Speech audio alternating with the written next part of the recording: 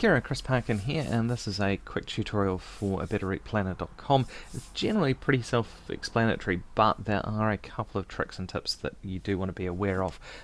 So let's have a look, and for those of you who haven't encountered it before at all, it's basically a tool for planning longer range trips in an EV. So the first thing we need to do is click on Show Settings, and we need to, and there's a More Settings function, and we need to make sure that we have the right vehicle selected.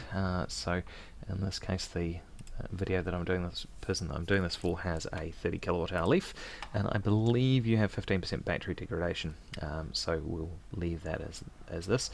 You can select which fast chargers that you can use.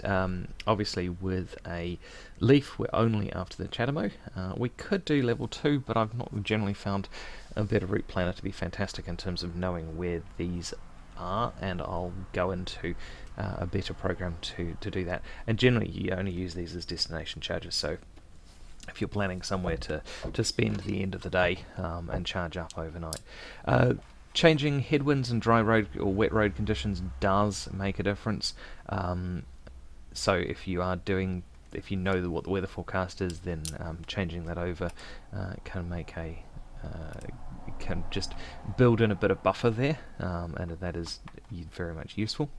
And that's pretty much it. And you can put in your maximum charge versus your minimum charge.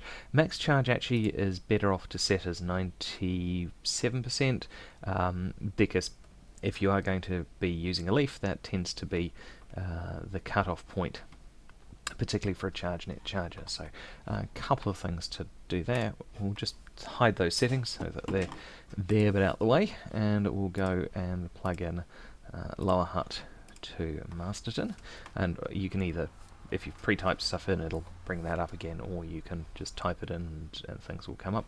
You can add waypoints, and you can also make this a return trip. So and clicking on this arrow will make it a return. And we'll hit Plan Route, and let's see where it says that we should charge.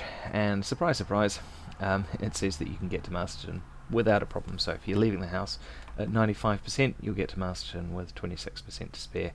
Charge back up and get home with 10%.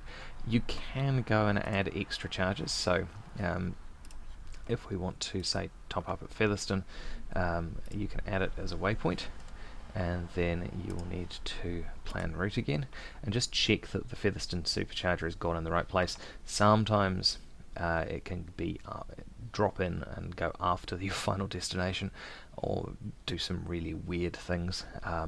But now that's just telling us we're only charging to 56% on the first charge and 50% on the second.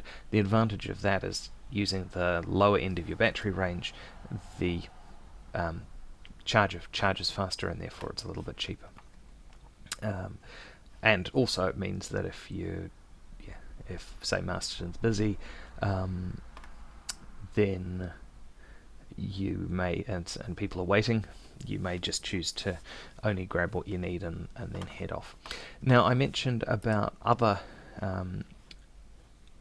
plugs that aren't rapid chargers. The rapid chargers so this is in plugshare.com. The rapid chargers are in yellow, and the slower chargers are in these green ones. So over in Masterton you've got Power World. If you click on this, it'll tell you how much it is and what type of cables you need, if any. So in this case it's $3 per hour for the power, and they have a Type 1 to Type 2 charge cable adapter at the counter if you don't have your own. Now the nice thing about that is that most people don't have a Type 1 to Type 2 charge cable at the moment, because they're about $250, $300. But for 3 hours, you're not going to get a huge amount of charge, and you may well and generally it's just worth heading up to Masterton, or back to Featherstone and grab the charge. Some places are free, and yeah, it just depends on the particular location. So you can change your settings. Got to remember which function it is. There we go, plugs.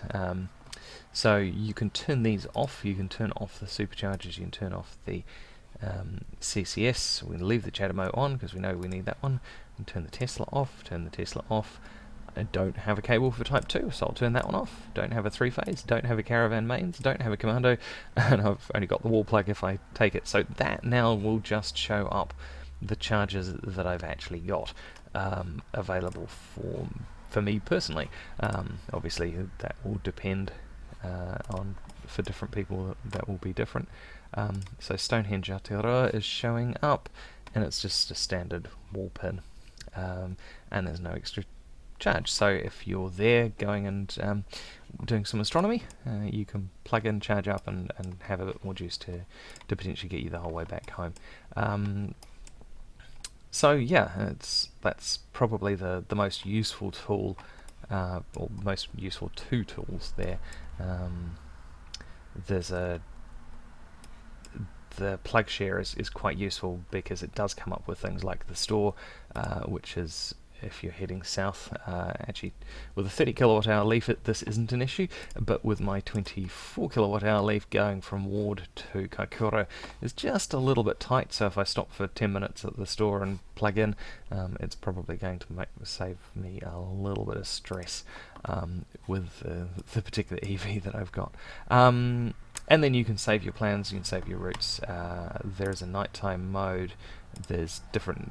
You can use this as a navigation tool as well, but I generally don't.